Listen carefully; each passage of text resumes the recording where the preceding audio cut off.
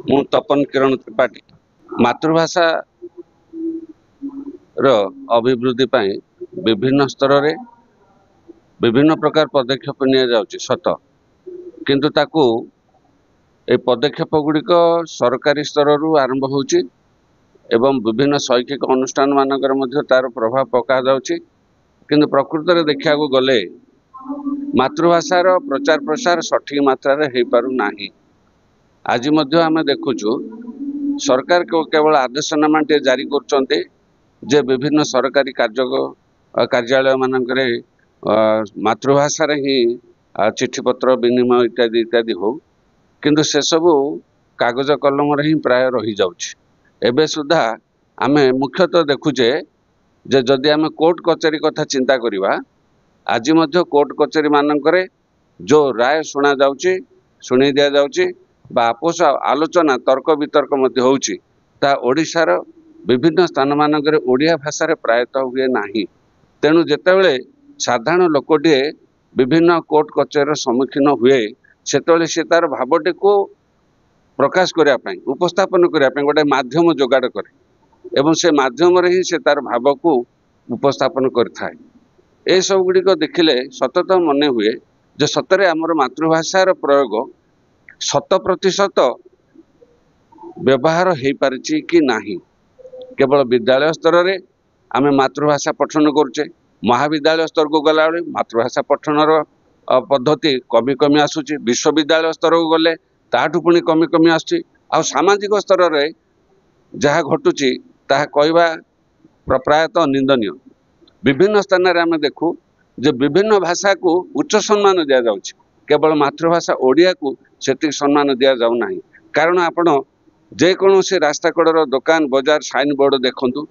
विभिन्न मंदिर पार्श्व देवादेवी ना देखंतु विभिन्न सूचना पत्र देखंतु बड़ बड़ फ्लैक्स बोर्ड बैनर रे बड़ बड़ अक्षर रे लिखा हिथिबो किंतु भूल टे लिखा हिथिबो ताकू सुधारिबा को कहले चले दिया जाउची बोली कहबे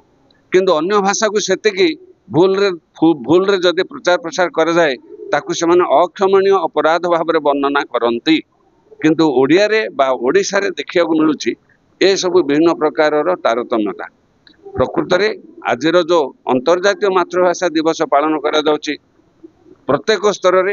यार प्रकृत उद्देश्य होची निज निजर मातृभाषा प्रति सचेतन रहिबे सठिक भाव रे कहिबे सठिक भाव रे लिखिबे सठिक भाव रे पढ़िबे तार प्रचार प्रसार पई आपाततः चेष्टा करिवे किंतु ए जो चेष्टाटी एभली हवा दरकार जिमिति कि आज जो माने कोमलमती शिशु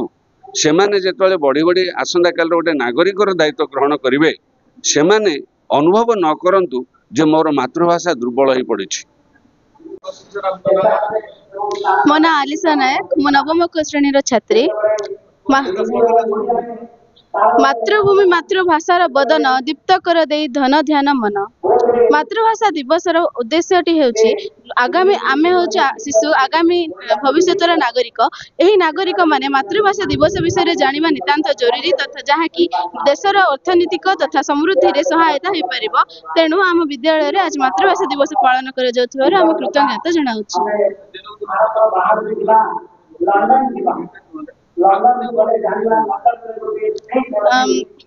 आजिकल समस्त निज मातृभाषा ग्रहण करने लज्जा बोध करती सत किंतु आमे जेहेतु आगामी शिशु आजिर शिशु कालीर नागरिक तेणु आमे निहाती रूपे निजर मातृभाषा को सम्मान देबा एवं मातृभूमिर प्रगति प्रति निजर कर्तव्य को बहन करबा एति कहबी जे आमे होछु शिशु एवं आम विद्यालय रे सिना पालन होछि आम जानिचु किंतु आमे चाहू जे समस्त शिशु निजर भारत वर्ष को एवं निजर जन्ममाटी को प्रगतिर प्रथारे नेबा को अग्रणी हुअन्तु। तितिक्षा मिश्र आज सकाळे आम आसवा समय 9:50 दिया जायतिला तापर आम विद्यालय रो रैली बाहर थिला रैली आमे जायके आसीबा परे विद्यालय रे पानी रो व्यवस्था करा जायतिला तापर वर्तमान बे आम विद्यालय रो अतिथि आछन्ते मातृभाषा दिवस रो गुरुत्व उपलक्षे हमर मार्गदर्शन कराउछन्ते। आज रो मातृभाषा दिवस आम पे बहुत गुरुत्वपूर्ण अटे काई ना एही दिन बांग्लादेश रे 1952 मसिया रे जो भाषा आंदोलन होइतिला आमे ताको मने पके आपे आज प्रति वर्ष फेब्रुआरी मास 21 तारिख रे मातृभाषा दिवस पालन करता। सकाळे मातृभाषा दिवस उपलक्षे आमको रैली रे नेले सेठारे आम विभिन्न प्रकार स्लोगान गायकी गलु आसिलु तापरे मातृभाषा दिवस उपलक्षे विभिन्न प्रकार प्रतियोगिता आम विद्यालय रे होइथिला वक्तृता प्रतियोगिता कविता आवृत्ति गल्प लिखन एपरि विभिन्न प्रतियोगिता रहिथिला वर्तमान अतिथिको मार्गदर्शन पर पुरस्कार वितरण रो मध्ये व्यवस्था रहिछि।